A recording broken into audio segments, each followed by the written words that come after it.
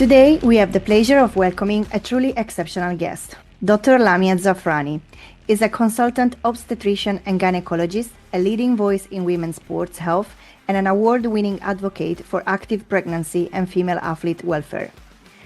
She has recently been named Perinatal Practitioner of the Year 2025 by the Active Pregnancy Foundation, a recognition that reflects her dedication to supporting women through every stage of their athletic and reproductive journeys. What makes Dr. Zafrani's work even more remarkable is that she's not just a specialist caring for athletes, she's an athlete herself, a competitive powerlifter who brings personal experience into her mission to ensure women receive the tailored healthcare they deserve on and off the field. Through her consultancy, she helps sports organizations build better systems of care for female athletes, integrating performance and well-being in a way that challenges long-lasting gaps in women's sports. With more than 15 years of experience in both medicine and athletics, she is driving change where it matters most. In this conversation, we explore a professional journey and advocacy, the challenges female athletes still face, and what the future of sports medicine should look like when women are truly prioritized. Hello and welcome, Lamia. It's such an honor to have you with us on When Power Podcast today. Thank you very much for having me. I'm really looking forward to it. Amazing. I know this is going to be a very interesting conversation for everyone that is listening to us today. But before we dive deep into the work that you are doing currently, my first question is actually to understand why, if there was any specific, light bulb moment or experience that led you to specialize in obstetrics and gynecology, and especially with this particular focus on female athletes. Yeah, so just a bit of background. I'm an obstetrician and gynecologist. I specialize in sports gynecology and I work with elite and recreational athletes. My sort of journey into sort of obstetrics and gynecology, actually, when I was a medical student, I was doing a placement in obstetrics and gynecology. Before I went into that placement, I had not very much interest in obstetrics and gynecology. I just thought, oh, I'm not sure. Labor, it's very scary. Oh, I don't know. I don't think I can do this. And then I had a doctor who I was working under, and she was brilliant. She took me under her wing. We did night shifts together. We did day shifts together. We did clinics together. She took me on the labor ward. We're still friends. And she basically awoke in me and allowed me to see the specialty for what it was in all of its variety. It wasn't scary anymore. And I thought, actually, as a women's health advocate and somebody who had always been an advocate for women's rights, of course, this just fit very perfectly into what I wanted to be doing from a medical perspective. So it was at that moment, as a fourth year medical student, that I decided I'm definitely doing obstetrics and gynecology in the future. And then I did get into obstetrics and gynecology training, residency training.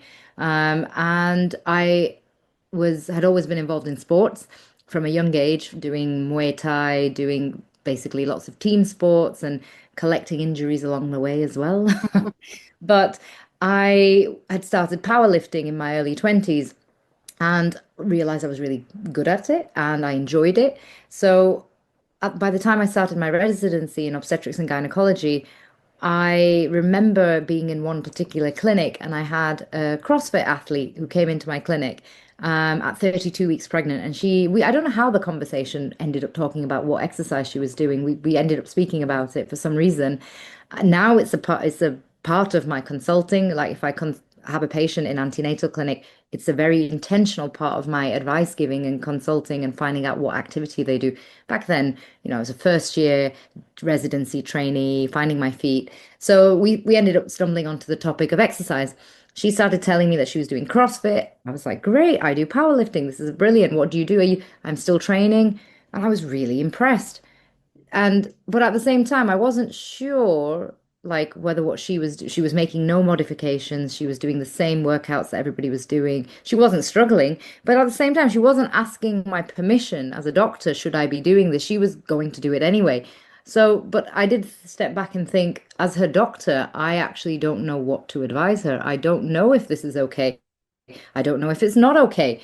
So then I kind of started thinking, well, one day when I have children, hopefully, I want to be training through my pregnancy too, and I don't know what advice I would give to another client, another patient, or myself. So I realized this huge gap. And this was, I'm talking like 15 plus years ago. So I then went down this rabbit hole. I continued with my residency, but at the same time, I started researching more into what information was out there, credible evidence-based information. Realized there wasn't very much. Mm. Over time, I was senior in my residency. I also, alongside, trained up to become a pregnancy and postpartum athlete coach. And at that point, I realized that there's some very good pregnancy and postpartum fitness coaches out there who are qualified. So you don't need me as an obstetrician and gynecologist to also be a coach, but actually where my knowledge can help plug the gap is where the gap exists, where you don't have obstetricians and gynecologists who know enough about performance or sports or being performance informed. And when athletes get pregnant, and choose to continue, they then, they get told by their performance team, go to your obstetrician to ask whether this is okay. Their obstetrician says, I don't know, go to your performance. They're being bounced about, and that's what we find in practice. So where I sit is actually at that interface between the medical side of the obstetrics and the performance side.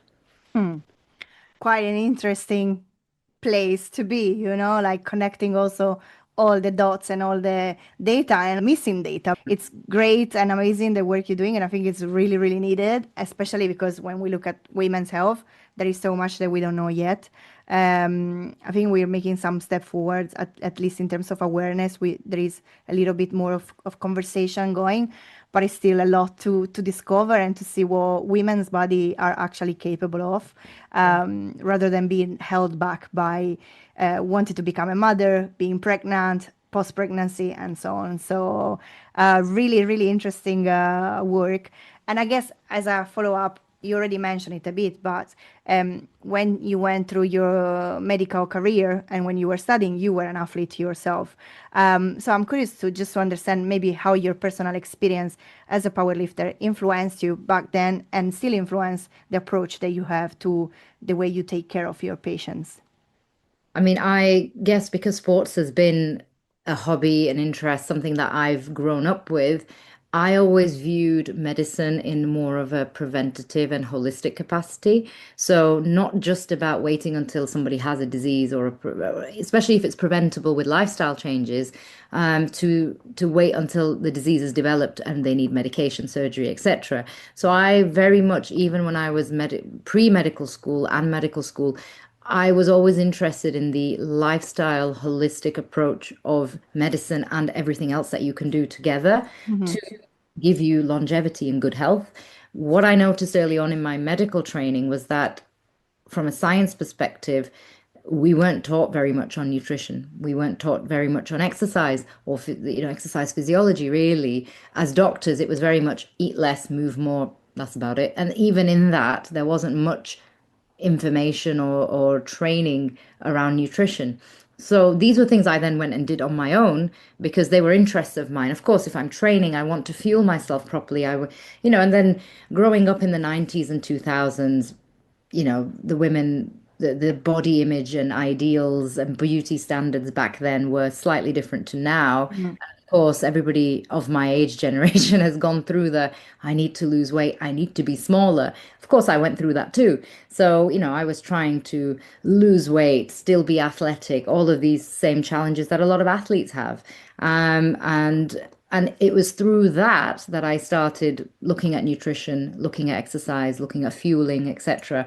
And this was all alongside what I was doing in medical school, which I found actually wasn't teaching me any of that. So for me, I guess an answer to your question is it's being involved in sports has always given me a more holistic outlook on sort of everything that I do medically as well. So when I see patients who tell me they want to lose weight or losing weight is beneficial for their condition, I'm not just going to tell them you need to lose weight. I Hmm. actually get into the nitty-gritty of, well, tell me what you're doing now, tell me what's not working, tell me what we can do differently, because it's not about big changes, it's about little changes that you can consistently carry on, and those things will compound and make bigger changes. And I find my patients connect with me on that because I'm not just sat there from the end of the table telling them, you just need to eat less, move more, because clearly they know that, but it's more about how can you put that into practice. And Mhm. then on top of that, I am someone who has walked their shoes. I've been through the trying to lose weight, trying to move more, trying to eat less, done all of that. So from a different perspective, I'm not coming from a I'm your doctor, I'm just telling you. I've actually lived that experience too. Mm. So I find that my patients find it a bit more genuine coming from me. Also because there might be some underlying circumstances that they don't help that woman to lose weight, or or maybe to gain muscle, I don't know. So if you don't ask Yeah. all the question, and if you don't put all the elements on the table, then obviously it's just like, as you say, eat less and train more, but perhaps doesn't work for everyone, that formula. And it's to understand how can you make that more tailored to the individuals. So this is the kind of aspect of medical practice that I enjoy. And yes, in the healthcare system that I work in, sometimes we don't have all the time in the world to spend with each patient. But then it's the case of igniting that spark in the patient and then giving them the resources. Because I work with fitness coaches, I work with pelvic health physios, I work with different people nutritionists, dietitians that I trust that I can then refer my patients because I can't do it all. Of I'm course, of expected course. Absolutely. And you're a mother too now as to. well. So I know that you're still coming back from your maternity leave, but what do you think is you going to bring from this personal experience as well to the work you do? Honestly, so much. A lot of what I was doing with my athletes, with my regular patients, is to an extent, what from a professional perspective, right? There was parts of my training in pregnancy, my own pregnancy journey, my emergency cesarean section, my delivery, things like that, and my postpartum rehabilitation journey. Now that I've lived those experiences, the advice that I'm giving, it now has a layer of lived experience behind it. Like I knew what the textbooks say or what we know about symphysis pubis dysfunction when you get the pelvic pain, the hypermobility, and your pelvis moves in pregnancy and it's very painful. I had that from 9 weeks, which was really early, and it meant that I couldn't walk without pain, but I could go to the gym and I could lift weights. And actually, it didn't hurt while I was lifting. It would hurt a bit afterwards, but then I would get 1 week of pain relief. And actually, we know in practice, physios will tell patients, I know it hurts whilst you do things, and you can't imagine that, oh, I should go and train and that will hurt less. But trust us, it does. It gives, it works the muscles around the pelvis, it helps you, and it will give you pain relief longer term. Hmm. Had I not experienced that, I'm not sure if I would have believed that, even though that, professionally, that's what I know. And having lived that experience, if my patient is a bit, are you sure this is going to work? Yes, I can tell you with personal experience that actually I had the pain, I had the SPD, I did exactly this, and it did help. So whilst everybody is different, but having that layer of lived experience also allows me to then appreciate where the women and athletes are coming from as well, Mm. uh, from a more, again, holistic perspective. Absolutely. And in your consultancy work, you not only work with athletes, but you also work with sport organization, and you help them and you support them in developing women athlete welfare programs. Could you tell us a little bit more about this? Yeah, so I like my ethos and my sort of belief is that there are gaps in how women's health is delivered, or from funding to research, and even with sports and women's sport, it's very similar. So I try and do my best with the different hats that I wear, whether they're clinical, whether they're advisory, etc., research based. I try and plug those gaps as best as I can. So the work with sports organizations, thankfully, what we're seeing now is a big shift, and a lot of the NGBs, the governing bodies of different sports organizations that deal with female athletes, are recognizing the importance of having policies, having female athletes welfare policies, maternity policies, etc. So at least, but it's still at currently at 70% of governing bodies have a policy, the other 30% don't. But that's still better than it was. Mhm. What I find is that whilst everybody is great at recognizing what needs to change and potentially even putting a policy together, me and you, we both know that a policy is only as good as the people on the ground that are able to implement it. So I find that whilst it's becoming, the awareness is there around the need to have female athlete welfare policies, to have the research behind, what aspects of women's health affects female athlete performance. And having a policy is great, great starting point and protections for the athletes. But where it falls down currently is actually having people on the ground able to translate those policies into actionable actions that actually then help the athletes with their performance. Absolutely, That's hopefully where I absolutely.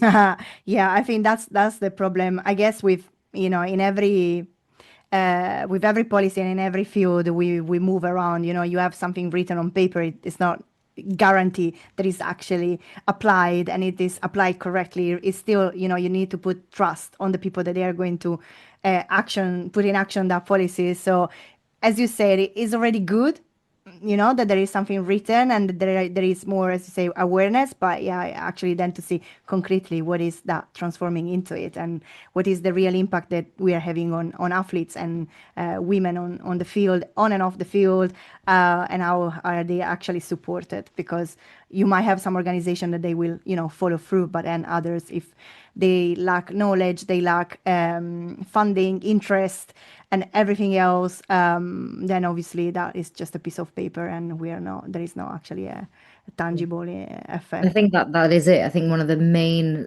roadblocks is actually funding.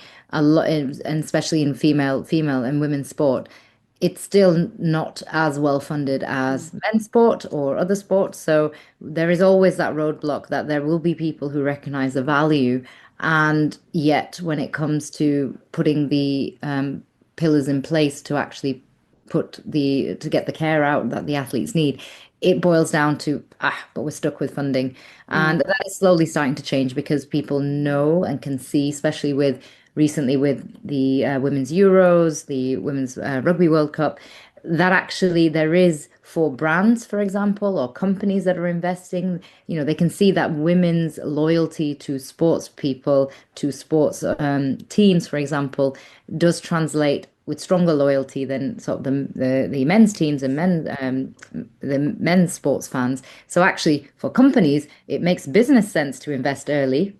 Absolutely, absolutely. And So, women, they tend to make even more purchases once they see a brand connected with either a cause, a person, and a team. So it transfer in profit for companies much quicker and in a different way than when you do actually collaboration or sponsorship of women other make sports or men's sports.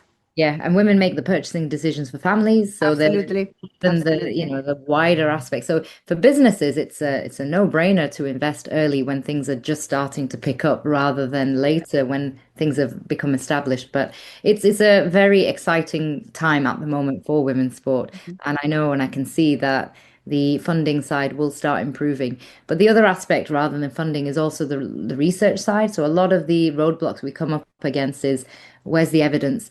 And actually, we know that because women have been excluded from clinical trials, and not just in sports, but like just generally, till like 1993.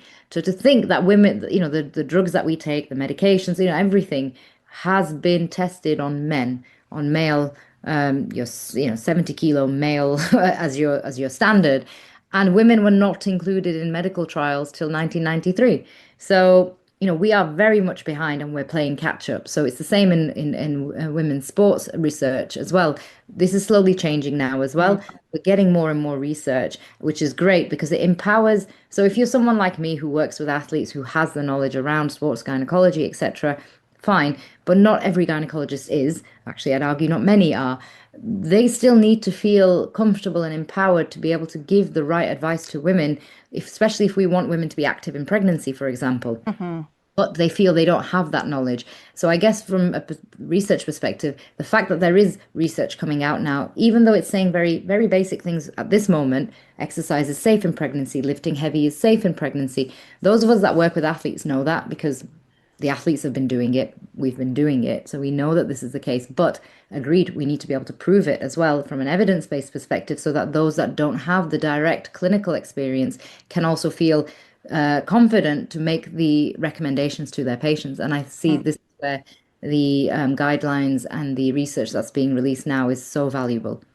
Absolutely. And in regards to data, not only maybe, yes, as you say, women have been excluded for so long from trial and research, but also I'm thinking about representation and intersectionality too. Like maybe there is also a conversation to have on what kind of women we talk to, what kind of data we record and we collect, because we are not all the same.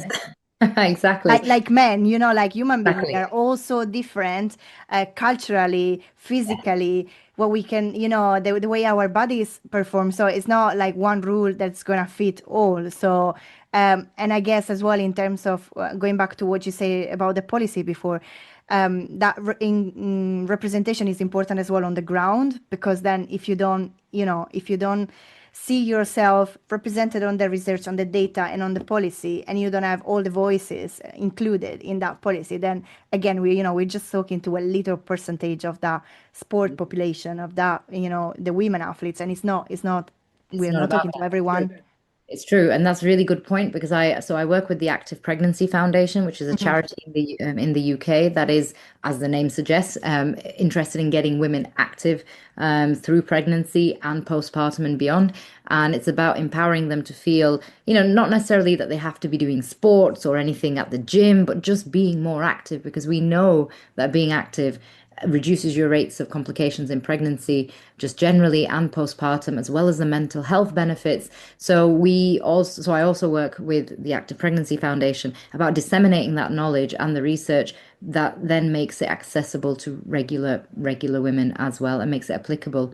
Hmm. uh, and that is really important. But one of the things I always say is if we're from a pregnancy research perspective, if we're looking at athletes, which we can agree are very high level performing individuals, if we can say that something is safe at that higher level in pregnancy, by extension, if we can prove that, then we know that doing less than that is also safe.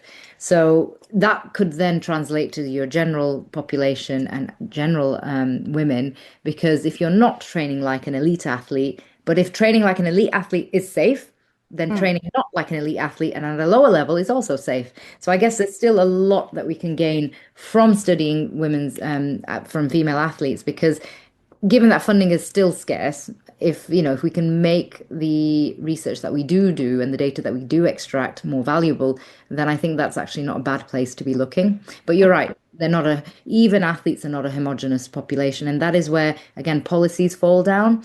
You can have a policy, and I get asked this a lot. Can I put together a framework or some sort of program and then just give it out to lots of athletes? And I said, well, yes, I could, but would it be good or would it do them justice? Probably not, because each pregnancy is different. Each athlete is different. Each sport is different. And whilst I can work across sports, because if you understand the physiology, you understand the biomechanics of pregnancy and human movement, you can work across sports, but each individual is still an individual. So they will, you can't say by this trimester you need to stop doing this or you need to because each person's symptoms will be different. Somebody will have symptoms, somebody may not have symptoms. So you have to be a bit proactive, but you Hmm. also have to be reactive in how you work with pregnant athletes. Because essentially not all of them will have all the problems or all the symptoms. Even each athlete, if they had one pregnancy and then another, their two pregnancies can be very different. So you have to still have a policy, maybe have some generalized guidelines, but then it has to be individualized, and you have to have people that are experienced enough to offer that individualized care as well. Exactly, exactly. And since we are on the line of my next question will be around some common misconceptions, because there are a lot of misconception about women health, women's sport, and then if you think about also women's sport and pregnancy, prenatal, I'm thinking also about perimenopause and menopause afterwards, just like everything that is around a woman's cycle and women hormones is quite, there are so many things that tell you like, oh, you shouldn't be doing this. So what are some of the common misconceptions you are encountering still, and how do you address them? So yeah, we could look at them as women's health generally, women's health in sports, and women's health and pregnancy or exercise and pregnancy. Mm-hmm. Start with exercise and pregnancy because that's the one that I deal with more often. But there's been the notion of two extremes. One is once you're pregnant, don't do anything for 9 months, and the other is do everything that you were doing before. And actually, both of those are wrong because the reality is much more nuanced, it's much more gray, and it's somewhere in the middle. You can't always do everything that you were doing because that is not necessarily the safest thing for your core and pelvic floor. Can you do it? Probably, if you can do it, but should you be doing it? That's the other question. You know, can I be lifting my 1 rep max, etc., while I'm 9 months pregnant? I don't know if I could. I wasn't able to because of the energy changes, etc., that happens. Yeah. But, if I was able, I was lifting heavy in pregnancy, but I was lifting heavy in pregnancy around certain modifications that were still protecting my pelvic floor and my core, etc. So it's these sort of things. The other misconception is an influencer may have trained through their pregnancy and they were fine and everything was great. So they package a program together and sell it to the masses saying you can do it too. But actually, that does not take into account so many things and it takes away the nuances, and these people are not qualified, so they don't have the breadth of knowledge to think about all the things that can affect women's pregnancies.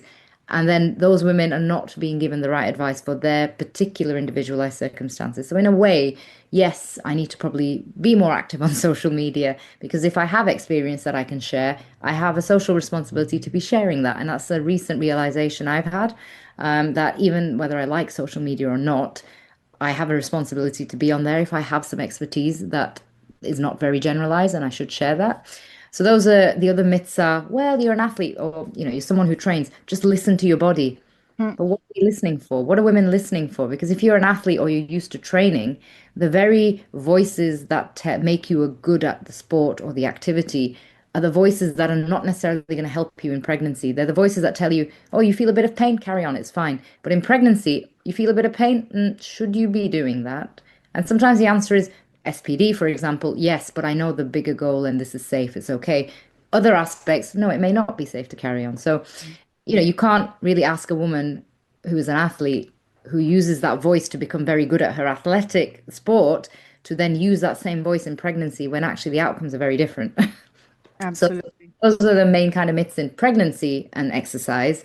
Um, the sort of generally in women's health, I think a lot of people have jumped onto the bandwagon that, and partly it is the fault of the medical community as well, and I take responsibility for that. If, as doctors, we are not listening to women when they come to us, they are going to go and look elsewhere. So we have opened the door for them to feel unheard and unlistened to, not listened to by us, and therefore they are finding their information on social media, TikTok, etc., by people who are not qualified. But we've allowed that to happen because we've not listened to them. So we have again a responsibility to turn to change what we've been doing, and a lot of the misinformation comes from that aspect. But then there are people who essentially jump on the bandwagon of, well, women's health, menopause, oh, these are all very, very profitable things. So I'm just going to sell this supplement with no scientific backing. I'm going to make vulnerable women who are essentially desperate to, buy my product, buy this, buy that. And essentially that's another form of misinformation and a capitalizing on women who are vulnerable, essentially. Mm, So that's in the sort of general women's health. And I think in sports, it's usually been well, the men do it, so we just kind of do sports in a homogenous way. But now we're starting to see that actually women are not small men. We know this. So they need to be, we need to pay attention to their physiology. It's not going to be vastly different from human physiology, but there are cyclical changes, and this is all being recognized now. But there's such a big disparity in the research that we are literally starting from so far behind to play catch up. But honestly, it's better now than not at all. mm, absolutely. And interesting as well that you mentioned social media, also the way it might affect, influence, and impact someone else's life and health in this case. And I don't know, it just came back to my mind. I don't know if you follow the Olympics, but there was a fencer competed 8 months pregnant. Yeah. And I guess, like she felt comfortable in doing that, so she's doing it. But the way that the narrative then was proposed is like, oh, if she can do it, everyone else can Anybody do it. can. Or, so the danger is that because we are also more aware, there are more conversation around this, is that we try again to find that one size fits all when it's not the case. Maybe she felt comfortable, and that, don't get me wrong, is amazing to see 8 month pregnant Olympic athlete competing and winning, you Yes. know, amazing. But then the risk is that everyone else will think, oh, if she's done it, I can do it as well. Or that I'm expected to do it because she's done it. The impact that this can have on women empowerment is like a double sword. It's good and bad at the same time. So I'm curious to understand also what's your perspective on this. And I mean, on media everywhere, there is so much conversation now about women's sport, but really, then is this not maybe setting an extra standard that Standard. Yeah. we will not reach? What is going to be the impact? I definitely agree, and that's where the way I treat my athletes as well when they're pregnant, for example, is, everything is temporary, so don't panic. A lot of the time, if they're going through first trimester nausea, vomiting, sometimes the tiredness, you literally can't get yourself out of bed, and that's okay. It's fine. Like, and again, I saw the comments under those sort of posts around the Olympic athletes that were competing pregnant. And there were some women that were saying, oh, great, another expectation that we should be able to do this. I had this complication. I couldn't even get out of bed.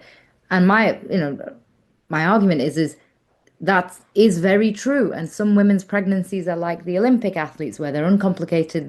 We don't even know what the Olympic athletes' pregnancies were like. We don't actually know what challenges they had, but, we just see the surface level.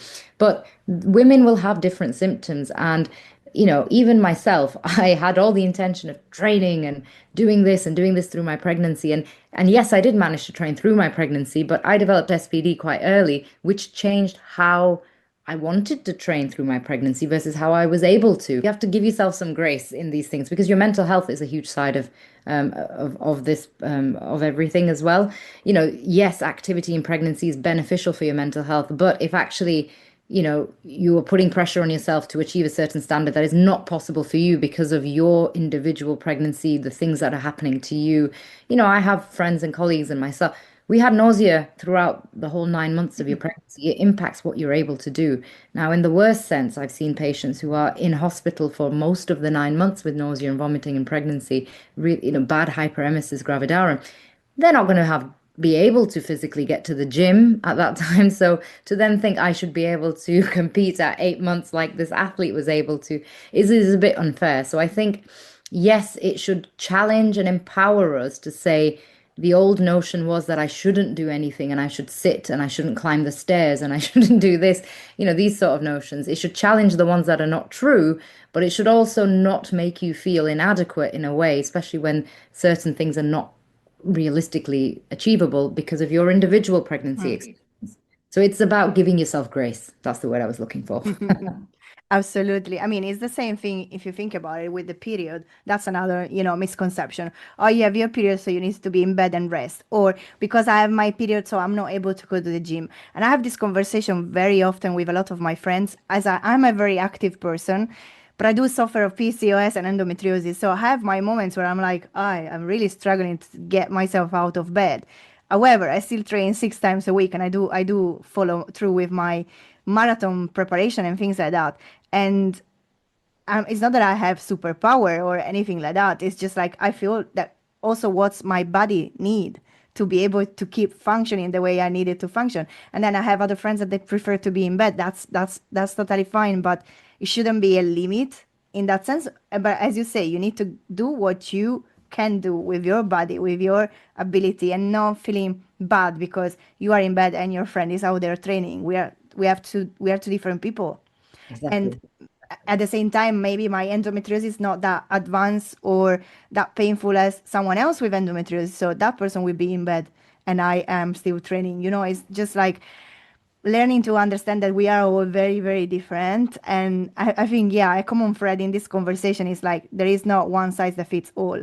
And I think women health, it's one of the biggest example as well of this. Like you can have a completely different experience and still, we're both women. So Valid. It's still, yes. And your experience the next time might be completely different.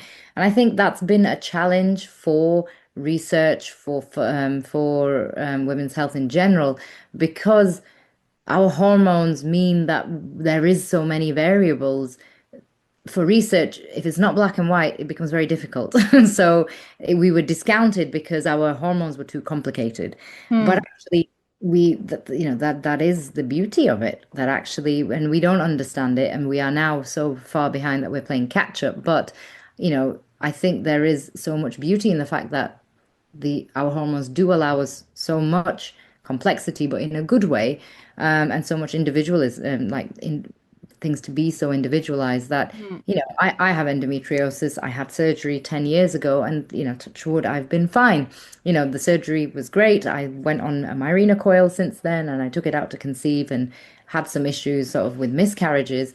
But from my endometriosis perspective, I was someone who had surgery and I was pain managed and everything was fine. I have patients, I have colleagues, I have friends, family. That's not the case for them.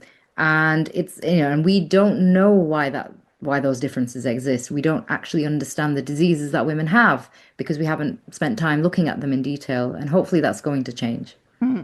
Absolutely. And I'm curious because this conversation is part of a series dedicated to women in sport. And actually, I took some time as well to speak with men, especially like personal trainer and coach that work with women to try to understand as well what's their take and what's their understanding. So some of them are catching up. They are studying, they are listening to their customers, but not everyone has trainers like that. And I think, there is still a lot of work to do. So maybe what is an advice that you would like to share with your male peers and male colleagues? I mean, I think for our male allies, it's 51% of the population is female, so we're not niche. So if you are in the sports sphere and you are working with females or female athletes or just women in general, if you're a personal trainer, you need to get educated if you are not on women's health, because we're 51% of the population. If we're looking at general population, probably more women use personal trainers than men do. So actually more of the general population PTs clients will actually be female. So to get educated on cycles, on injury rates in different parts of the cycle, strength changes in different parts of the cycle, pregnancy and postpartum coaching. These are not niche things that you think, oh, maybe I should invest in this or not. No, these are life stages that every woman, or 85% of women, are going to get pregnant, whether it's planned or unplanned or otherwise. 85% of the 51% of the population are going to get pregnant. So that's not a niche thing. It's going to happen. 100% of all women will either die or reach menopause. It's a certainty, one or the other.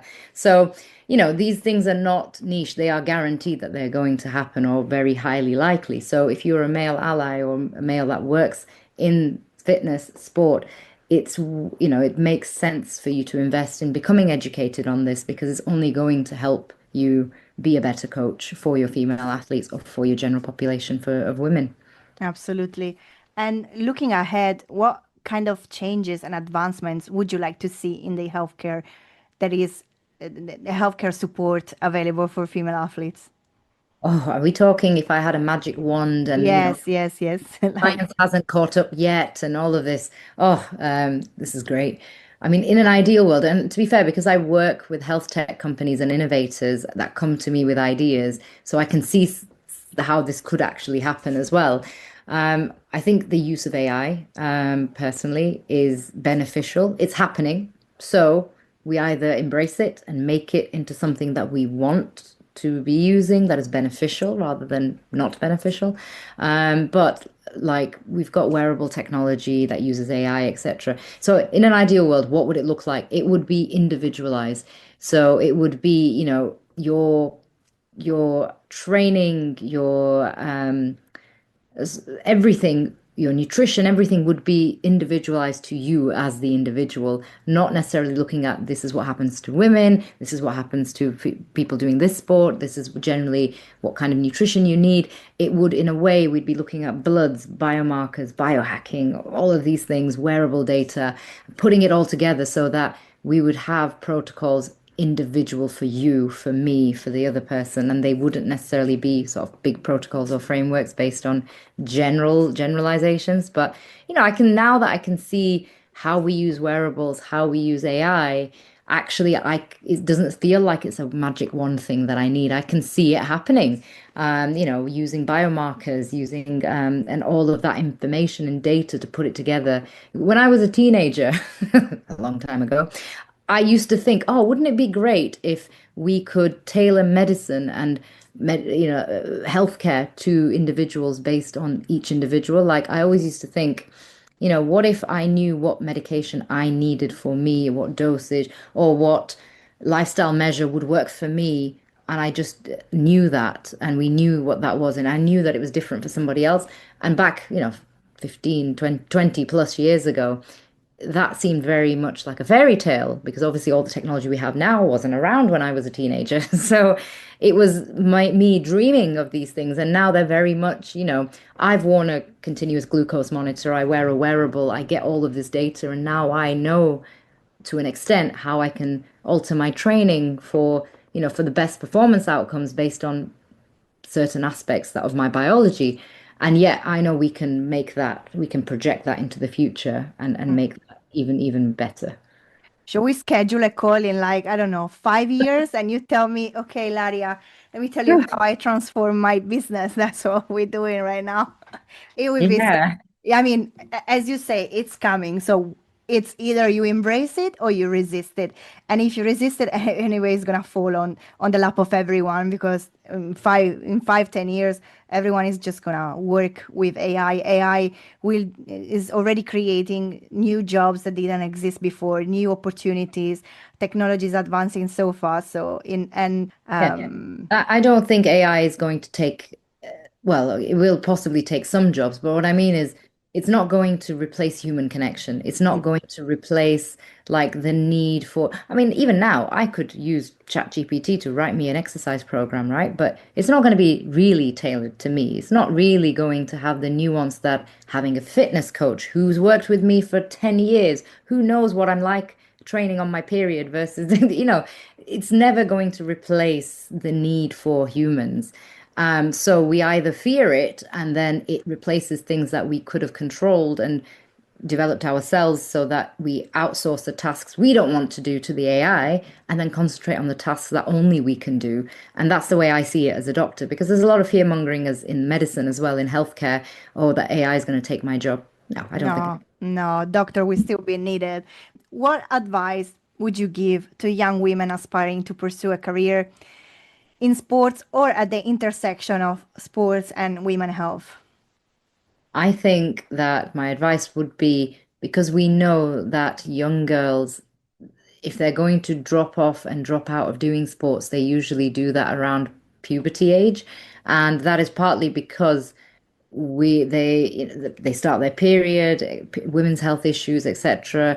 And it's because the sporting environment has never taken them or their concerns into account. That is starting to change, and I'm glad to see that that's starting to change, or at least being recognized as being a barrier. So my advice to the young girls themselves is don't let it. Don't let it. Get the help that you need. If it's your periods are heavy, if they're painful, don't let anyone tell you it's normal. Just because it's common does not mean it's normal. And therefore, don't allow, if you enjoy sports, if you enjoy being active, do not allow your women's health conditions to stop that. Actually, just fight harder to get the help that you need because actually the systems around you are very slowly starting to change. But actually, it just needs more young girls to say, I'm not accepting this and I'm not just going to not do this. I want to carry on doing this and I want you to help me. And I know that's easier said than done because there's so many barriers. And, as a young adolescent girl, woman, there's so much else going on that you should not be expected to be the one fighting for your rights. Society should be putting things in place so that we make it easier. And we're getting there. We are getting there very slowly. Too slowly. I think we need to catch up a little bit. My last question for you is more on what drives you and your passion as well. As obviously now you balancing motherhood, sports, a medical career, and definitely this is not something small. And what helps you to keep yourself grounded, motivated, and passionate to keep, going on with your work and keep doing that every day? I think the thing that keeps me grounded and keeps me going, I think there's two parts of the question. One is like the internal drives and motivators, and the other is like physically how I juggle everything. The internal drive and motivators are I have to keep reminding myself like what my core values are. And my core values have always been about empowerment and ethics and justice. And I genuinely see that the work that I do has to feed into those aspects. And that is how I kind of look at my like North Star. So if I get approached to do a project or something and, I have to think back, does it align with my values, my core values, etc.? And yes, if it does, then yes. Then there's the other aspect of how do I physically juggle everything? And I think the reality is now being a mother, I've got an 11-month-old. I'm going to return to clinical work very soon. And I think I just have to be really organized and get help as best as you can from wherever you can. But genuinely, I've started to realize that it's these are all temporary seasons, and I have to look at, for example, my training right now is not how it was before I had a baby, before I got pregnant, and that is fine because this is a temporary season where she is now running around, and therefore I can only do my exercise and my and my training schedule during her naps, which sometimes she interrupts my, you know what I mean? So in the past, I could block off some time. I knew I was training at this time. In this season of my life, that's not the case, and that's okay. And I think having the ability to look at it flexibly and say, you know what, this is temporary. It will change. She will get older, and I will, get my time back, and it's fine. I think if you can have that flexibility, that you have lots of balls that you need to juggle. Sometimes you need to put some of them down, or pick them up a bit later, or move them around, or get help. Then, if you have that flexibility, it's the only way I think I'm going to succeed. Absolutely. I like this idea as well of like, it's a season, a new one will come, it's a new chapter. So it doesn't necessarily mean that it's over or you're never gonna train again. So absolutely. If we have between our audience an athlete, an organization, someone that would like to get in touch with you, where do we find you? So, yes, I'm happy for anyone to email me, Dr. Lamia Zafrani at gmail.com. I also have a website, drlamiazafrani.com, and you've got all my contact details on both those places. Amazing. Lamia, thank you very much for this conversation. It's been very, very inspiring, as I already knew before we even jump on this call. Thank you for being on When Power Podcast, and we will follow your journey probably in 5, 10 years as well to see where you are at. I Thank you. look forward to it. Thank you very much, Ilaria, for having me. Thank you.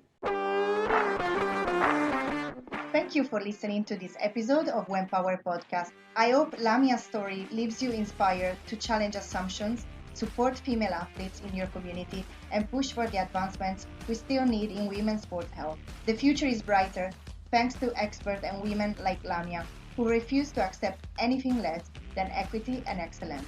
This conversation is part of the new series Level the Playing Field, entirely dedicated to women in sport.